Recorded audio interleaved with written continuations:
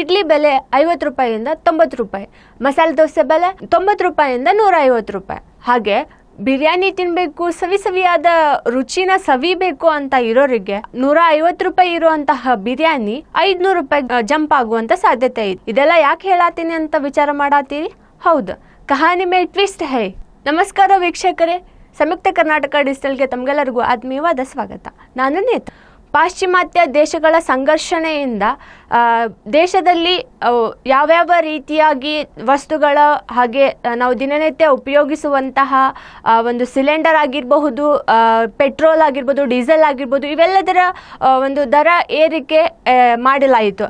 ಅದೇ ರೀತಿಯಾಗಿ ಈಗ ಮತ್ತೆ ನಾವು ಹೋಟೆಲಿಗೆ ಹೋಗ್ಬೇಕಪ್ಪ, ಅಲ್ಲಿ ಹೋಗಿ ಊಟ ಮಾಡಬೇಕು, ಸವಿಯಾದ ಊಟನ ಮಾಡಬೇಕು, ಬೆಳಗ್ಗೆ ಏನೋ ಮನೆಯಲ್ಲಿ ತಿಂಡಿ ಆಗಿಲ್ಲ, ಹೋಗಿ ನಾವು ಹೋಟೆಲ್ ಒಳಗಡೆ ತಿನ್ಕೊಂಡು ಬರೋಣ ಅಂತ ಈ ರೀತಿಯಾಗಿ ವಿಚಾರ ಮಾಡೋದನ್ನ ಬಿಟ್ಬಿಡ್ಬೇಕು ಇನ್ಮೇಲೆ ನಾವು. ಯಾಕಪ್ಪ ಅಂತಂದ್ರೆ ಈಗ ಹೋಟೆಲ್ ಮಾಲೀಕ ದರ ಏರಿಕೆ ಚರ್ಚೆ ಆರಂಭವಾಗೈತಿ. ಏನಂತಂದ್ರೆ ನಾರ್ಮಲ್ ಆಗಿ ಇಡ್ಲಿ ದೋಸೆ ಎಲ್ಲ ಪ್ರಿಯರಿಗೆ ಹಾಗೆ ಬಿರಿಯಾನಿ ಸವಿಬೇಕನ್ನೋರಿಗೆ ಇಷ್ಟು ದಿನ ಕ್ಯಾಶುವಲ್ ಆಗಿ ವೀಕೆಂಡ್ ಬಂತಂದ್ರೆ ಹೋಗಿ ಬಿರಿಯಾನಿ ತಿನ್ಬರೋಣ ಅಂತ ಅನ್ಕೊಂತಿದ್ರಿ. ಬಟ್ ಇವಾಗ ಹಂಗೆ ವಿಚಾರ ಮಾಡೋ ಹಂಗಿಲ್ಲ. ನೀವು ಬಿರಿಯಾನಿ ತಿನ್ಬೇಕಂತಂದ್ರೆ ಒಂದು ಫೋನ್ EMI ಕಟ್ಟೋದು ನಿಲ್ಲಿಸ್ಬೇಕು, ಇಲ್ಲ ಅಂದ್ರೆ ಬಿರಿಯಾನಿ ತಿನ್ಬೇಕು. ಇದು ರಿಚ್ ಪೀಪಲ್ಸಿಗಂತ ಅನ್ವಯ ಆಗಂಗಿಲ್ಲ ಬಹಳಷ್ಟು ಮಟ್ಟಿಗೆ. ಬಟ್ ನಾರ್ಮಲ್ ಮಿಡಲ್ ಕ್ಲಾಸ್ ಇರುವಂತಹ ಜನರಿಗೆ ಭಾಳ ಅನ್ವಯ ಆಕೈತಿ. ಯಾಕಂತಂದ್ರೆ ವಾರ ಪೂರ್ತಿ ದುಡಿದು ವೀಕೆಂಡ್ ಒಳಗಡೆ ಹೋಗಿ ಒಂದು ರುಚಿಯಾದ ಊಟನ ಬಿರಿಯಾನಿ ತಿನ್ಬರೋಣ, ಮಜಾ ಮಾಡಿ ಬರೋಣ ಅಂತ ಅನ್ನೋರಿಗೆ ಒಂದು ದೊಡ್ಡ ಶಾಕೇ ಕಾದೈತಿ. ಏನಪ್ಪಾ ಅಂತಂದ್ರೆ 150 ರೂಪಾಯಿ 300 ರೂಪಾಯಿ ಇರುವಂತಹ ಬಿರಿಯಾನಿ ಈಗ 500 ರೂಪಾಯಿಗೆ ಜಂಪ್ ಆಗೋ ಸಾಧ್ಯತೆ ಐತಿ. ಹಾಗೆ ಒಂದು ಇಡ್ಲಿ ರೇಟ್ 40 ರಿಂದ 50 ರೂಪಾಯಿ ಇರೋ ಇಡ್ಲಿ ರೇಟ್ ಇವಾಗ 90 ರೂಪಾಯಿಗೆ ಜಂಪ್ ಆಗೋ ಸಾಧ್ಯತೆ ಐತಿ. ಹಾಗೆ ಮೈಸೂರು ಮಸಾಲೆ ದೋಸೆನ ತಿನ್ನಬೇಕು, ಸವಿಬೇಕು, ಅದನ್ನ ಇಷ್ಟಪಟ್ಟು ತಿನ್ನುವಂತಹ ಜನರಿಗೆ 90 ರೂಪಾಯಿ ಇರುವಂತಹ ಮಸಾಲೆ ದೋಸೆ ರೇಟ್ 150 ರೂಪಾಯಿಗೆ ಜಂಪ್ ಆಗತೈತಿ.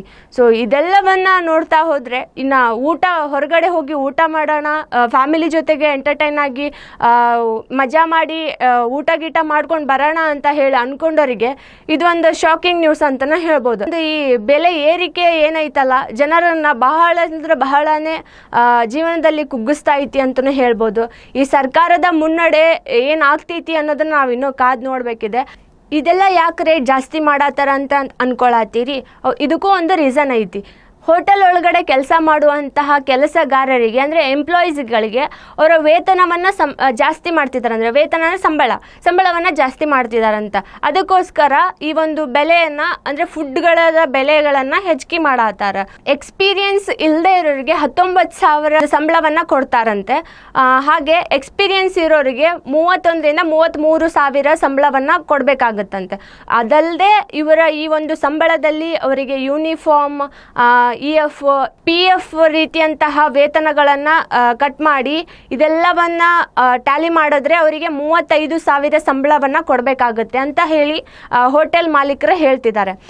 ಹಾಗೆ ಈ ಒಂದು ಯೂನಿಫಾರ್ಮು ಅವರೆಲ್ಲ ಇತರೆ ಖರ್ಚುಗಳನ್ನು ಹಿಡಿದು ಹೋಟೆಲ್ನವರೇ ಒಂದು ಸಂಬಳವಾಗಿ ಅವರಿಗೆ ಕೊಡಬೇಕಾದಾಗ ಈ ಫುಡ್ನು ಸಹ ನಾವು ಜಾಸ್ತಿ ಮಾಡಿದ್ರೆ ಅಲ್ಲಿ ಇರುವಂಥ ವರ್ಕರ್ಸಿಗೆ ನಾವು ಚೆನ್ನಾಗಿ ನೋಡ್ಕೋಬಹುದು. ಅದರಲ್ಲಿ ಮುಖ್ಯವಾಗಿ ಈ ಇಡ್ಲಿ, ಮಸಾಲೆ ದೋಸೆ, ಬಿರಿಯಾನಿ ಈ ಮೂರರ ಬೆಲೆ ಬಹುತೇಕ ಜಾಸ್ತಿ ಆಗುವ ಸಾಧ್ಯತೆ ಇದೆ. ಸೊ ಇನ್ಮೇಲೆ ಯಾರ್ಯಾರು ನಿಮ್ಮ ನೆಚ್ಚಿನ ತಿಂಡಿ ಊಟಗಳನ್ನು ಸವಿಬೇಕಂತಿದ್ದೀರಾ ಸ್ವಲ್ಪ ವಿಚಾರ ಮಾಡಿ ಜೇಬಲ್ಲಿ ಒಂದ್ಸಲ ಕೈ ಹಾಕಿ ನೋಡಿ. ದುಡ್ಡಿದ್ರೆ ಮಾತ್ರ ಎಂಟ್ರಿ ಕೊಡಿ, ಇಲ್ಲ ಅಂತಂದ್ರೆ ರೋಡ್ ಸೈಡ್ ಫುಡ್ ಕಾರ್ನರೇ ಬೆಸ್ಟ್ ಅಂತ ಹೇಳಿ ಅನ್ಕೋಬೇಕಾಗುತ್ತೆ. ಸೊ ಇದೆಲ್ಲವನ್ನ ನೋಡ್ತಾ ಹೋದ್ರೆ ಇನ್ನೂ ಸರ್ಕಾರ ಯಾವ ರೀತಿಯಾಗಿ ಕ್ರಮಗಳನ್ನ ಕೈಗೊಳ್ಳುತ್ತೆ, ಸೊ ಇದನ್ನ ವಿಚಾರಣೆ ಮಾಡಿ ಇದನ್ನ ದರವನ್ನ ಹೆಚ್ಚಿಗೆ ಮಾಡೋದನ್ನ ಜಾರಿಗೆ ತರ್ತಾರ ಅಥವಾ ಇದು ಹೀಗೆ ಕಂಟಿನ್ಯೂ ಆಗುತ್ತಾ ಅನ್ನೋದನ್ನ ನಾವಿನ್ನು ಕಾದ್ ನೋಡ್ಬೇಕು. ಸೊ ವೀಕ್ಷಕರೇ, ಈ ವಿಚಾರವಾಗಿ ನಿಮ್ಮ ಅಭಿಪ್ರಾಯವನ್ನು ನಮಗೆ ಕಾಮೆಂಟ್ ಮೂಲಕ ತಿಳಿಸಿ.